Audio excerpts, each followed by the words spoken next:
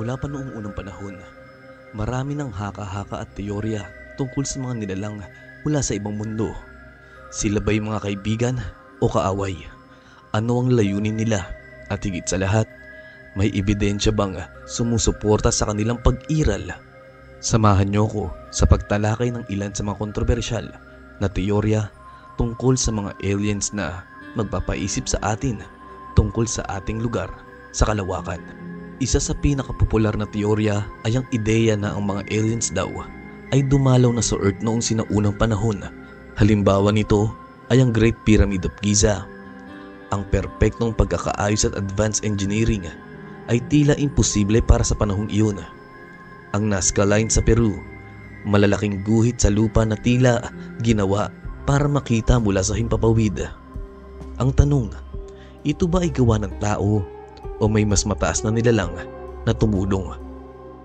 Meron din namang mga cave paintings na mula sa iba't ibang bahagi ng mundo na nagpapakita ng mga hugis na tila spacecraft o humanoid na nilalang. Isang halimbawa na dyan sa biblical reference ay ang Ezekiel's wheel na inuugnay ng iba sa spacecraft. Kung merong mga istruktura at mga carved paintings sa loob ng cave, meron din naman mga UFO sightings at ito daw ay kino-cover ups. Sa kasaysayan, maraming ulat na mga nakikita na UFO o unidentified flying objects. Ngunit bakit tila lagi nga bang may pagtatakip sa katotohanan? Ang Roswell incident noong 1947, ang misteryosong pagbagsak ng isang bagay sa New Mexico na sinasabing spacecraft ng mga aliens. Ang gobyerno ng US daw ay itinago ang katotohanan at sinabi lamang na ito ay isang weather balloon. Andyan din ang Area 51, isang lugar sa Nevada na kilalang kilala dahil sa mga ulat ng aliens experiments at technology. Ang leak videos ng US Navy na nagpapakita ng mga object na gumagalaw ng mabilis sa di maipaliwanag na paraan. Dumako tayo sa sunod na teorya, ang teorya ng interdimensional beings. May mga naniniwala na ang mga aliens ay hindi lamang mula sa ibang planeta, kundi mula sa ibang dimensyon. Papasok tayo sa mundo ng quantum physics at parallel universe.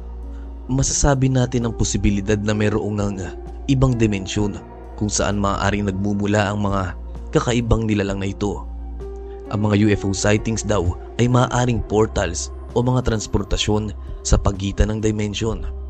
Halimbawa ay ang sa Montauk Project. Ito ang detalye ng kaso. Ang Montauk Project ay isang sinasabing lihim na eksperimento ng gobyerno ng Estados Unidos noong 1980s.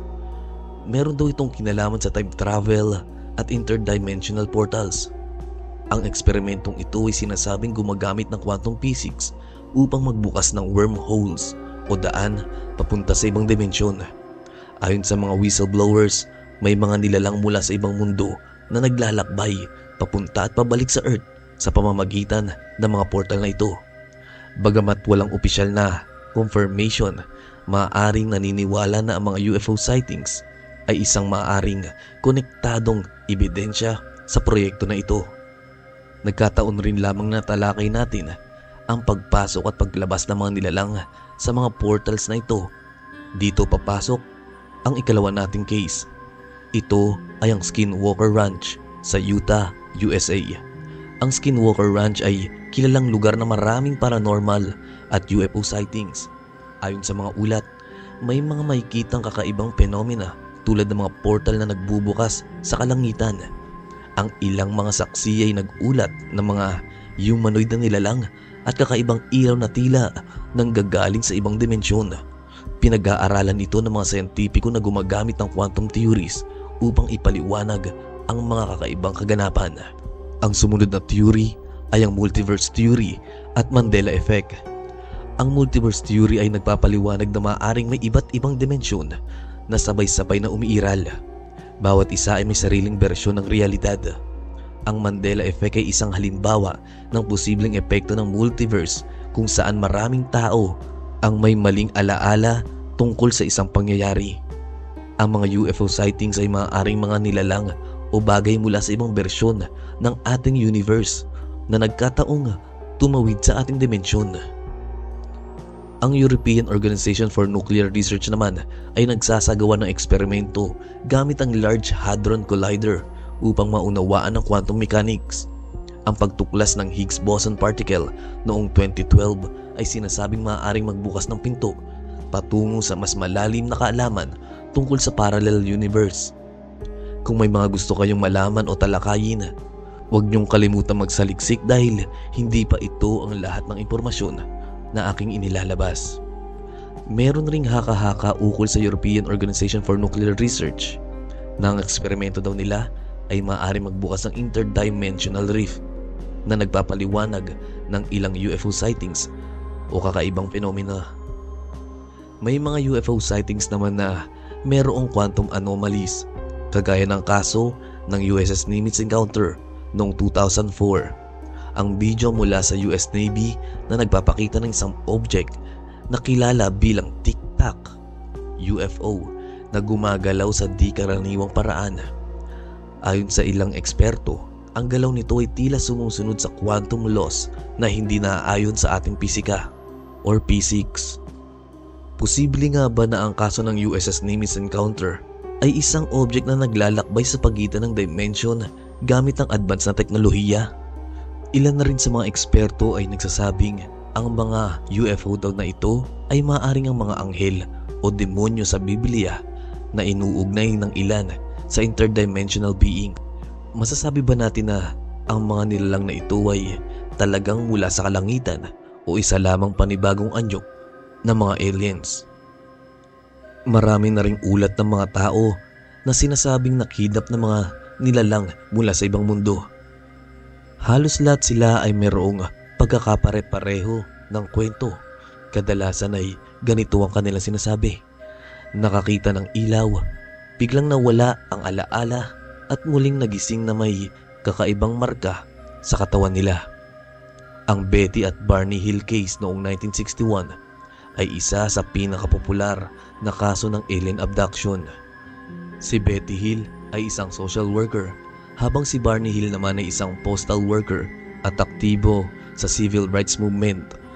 Pareho silang kilala at respetadong individual sa kanilang komunidad sa Portsmouth, New Hampshire, USA. Noong September 19 to 20, 1961, isang desyertong highway sa White Mountains, New Hampshire. Habang nagmamaneho pa uwi mula sa kanilang bakasyon sa Canada, napansin nila ang isang kakaibang ilaw sa langit na gumagalaw sa hindi karaniwang paraan.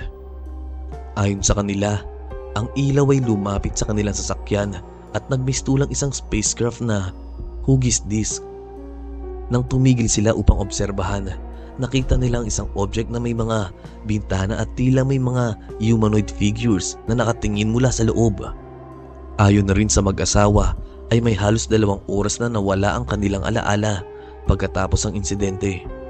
Hindi nila maipaliwanag kung bakit ang biyahe nila ay tumagal ng mas mahaba kaysa sa inaasahan. Matapos ang insidente, nagkaroon sila ng kakaibang mga panaginip at sintomas ng trauma. Ang mag-asawa ay nagpasyang sumailalim sa regressive hypnosis upang malaman kung ano nga ba nangyari. Sa ilalim ng hypnosis ay inalala nila na sila ay dinukot ng mga nilalang mula sa spacecraft. Ang mga nilalang ay may malalaking ulo, maliit na katawan at malalaking itim na mata na tinatawag ngayong Greys. Sila ay sumailalim rin sa medical test kabilang ang pagkuha ng mga tissue sample. Sinabi ni Betty na ipinakita sa kanya ang isang star map na sinasabing pinagmulan ng mga nilalang. Sa ilalim ng hypnosis ay nakuha ni Betty ang detalye ng star map na ipinakita sa kanya ng mga Greys. Ang mapang ito ay sinuri ni Marjorie Fish, isang amateur astronomer, at natuklasang tumutugma ito sa Zeta Reticuli star system na humantong sa tawag na Zeta Reticuli incident. Ngayon maaaring tumatakbo sa inyong isipan ang isang katanungan kung totoo nga ba ito? Paano nga ba kung gawa-gawa nga lamang na mag-asawa ang insidenteng ito? Ayon sa balita na ang testimony ng mag-asawa ay consistent kahit hiwalay silang sumailalim sa hypnosis. Ang kanilang trauma at mga detalye ng kwento ay tila totoo ayon sa mga psychologist. May mga ilang kritiko naman na naniniwala na ang insidente ay bunga lamang ng panaginip o mass hysteria. Ang iba ay naniniwala na ito ay maaaring epekto ng fatigue habang nagmamaneho sa gabi. Ang nangyari sa mag-asawang Betty at Barney Hill ay kauna-unahang naitalang alien abduction na naging tanyag sa buong mundo. Naging inspirasyon ito ng maraming libro, pelikula at dokumentaryo tungkol sa alien abduction. Ang kwento ng Barney at Betty Hill ay nananatiling isa sa pinagtatalunang kaso ng alien abduction sa kasaysayan ng mundo. Ngunit ito ba'y patunay ng ugnayan natin sa mataas na intelihensya o isang produkto lamang ng ating imahinasyon? Dumako naman tayo sa isa pang teorya, ang teorya ng eksperimento tungkol sa genetic manipulation. Ang sinasabing dahilan ng abduction ay ang pagsasagawa ng eksperimento ng mga alien sa tao. Ang hybrid theory, ang paglikha ng lahi na pinaghalo ng tao at alien. Ang hybrid theory ay nagsasaad na ang mga aliens ay nagsasagawa ng genetic manipulation sa mga tao upang lumikha ng isang hybrid na lahi. Ang hybrid ay pinaniniwalaang taglay ang parehong katangian ng tao at alien na maaaring layunin ng mas mataas na uri ng nilalang para sa kaligtasan, evolution o di kaya colonization. Ayon sa mga ulat ng abductees, maraming eksperimento ang sinasabing nakatuon sa kanilang reproductive organs, pagkuha ng sperm o kaya ay egg cells para gamitin sa hybrid creation, paglalagay ng embryo sa loob ng katawan ng tao na kalaunan ay inaalis upang lumaki sa isang alien environment. Ang mga abductees ay nag-uulat ng kakaibang marka o sugat sa kanilang katawan matapos ang kanilang karanasan na pinaniniwala ang resulta ng alien procedures. Isa sa mga halimbawa ng kaso na ito ay ang kaso ni Linda Cortill. 1989, Manhattan, New York. Ayon kay Linda, siya ay dinukot mula sa kanyang apartment ng mga alien. Sakay ng spacecraft, sinabi niyang isinagawa sa kanya ang mga eksperimento, kabilang na ang reproductive procedures. May mga saksi mula sa kalye na nag-ulat na nakita nilang ang katawan ni Linda ay lumulutang papunta sa spacecraft. Ang kaso naman ni Antonio Villas-Boas noong 1957, Brazil. Sinasabi ni Antonio na siya ay dinukot habang nag-aararo sa kanyang bukirin. Isinagawa umano ang kanyang isang kakaibang eksperimento at pinilit siyang makipagtalik sa isang humanoid na nilalang. Ayon sa kanya, sinabi ng nilalang na ang layunin nito ay magluwal ng hybrid offspring. Ang sumunod na kaso naman ay ikinuwento ni David Jacobs, isang researcher. Si David Jacobs ay isang kilalang UFO researcher na nagsasagawa ng malawakang pag-aaral sa mga testimonya ng abductees. Ayon sa kanyang pagsasaliksik, maraming abductees ang nag-uulat ng pagkakaroon ng emosyonal na koneksyon sa hybrid na nilalang na ipinakita sa kanila ng mga aliens. May ilan na nagsasabing sila ay binisita ng kanilang hybrid na anak sa panaginip o sa mismong spacecraft. Ang hybrid theory ay nananatiling isa sa pinakakontrobersyal na bahagi ng UFO phenomena. Bagamat marami ang nagsasabing totoo ang kanilang karanasan, walang solidong ebidensya na maaari magpatunay sa mga claims na ito. Ngunit ang tanong ay nananatili, kung may katotohanan sa mga teoryang ito, handa ba tayo sa posibilidad na pagiging bahagi ng isang mas malaking cosmic experiment? Sa kabila ng mga haka-haka, ang agaham ay patuloy na naghahanap ng ebidensya ng buhay sa labas ng Earth. Ang SETI o Search for Extraterrestrial Intelligence ay ang paggamit ng radio signals upang maghanap ng communication mula sa ibang mundo. Ang WOW signal noong 1977 na nananatiling palaisipan pa rin.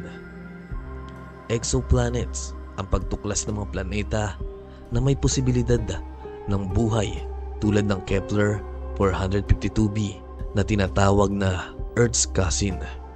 Kung may ibang mundo na tirahan din ng buhay, paano ito makakapekto sa ating pananaw bilang tao na naninirahan dito sa Earth? Kung sakaling may mga aliens nga, ano ang magiging epekto nito sa hinaharap ng sangkatauhan? Anong posibilidad ng pakikipag-ugnayan sa mga aliens para sa teknolohiya at kaalaman? Ang takot na maaaring may layunin silang manakop o gamitin ang ating planeta. Paano magbabago ang pananaw ng tao tungkol sa Diyos at nilikha kung mapatunayang may ibang intelihenteng buhay? Hanggang ngayon, nananatiling palaisipan ang mga aliens. Ang mga teoryang ito ay patuloy na humahamon sa ating isipan at pananaw sa mundo. Ang tanong, handa ba tayo kung sakaling dumating ang araw na makilala natin sila? Ako nga po pala si Six na nagsasabing, imulat ang mata at lawakan ang isipan.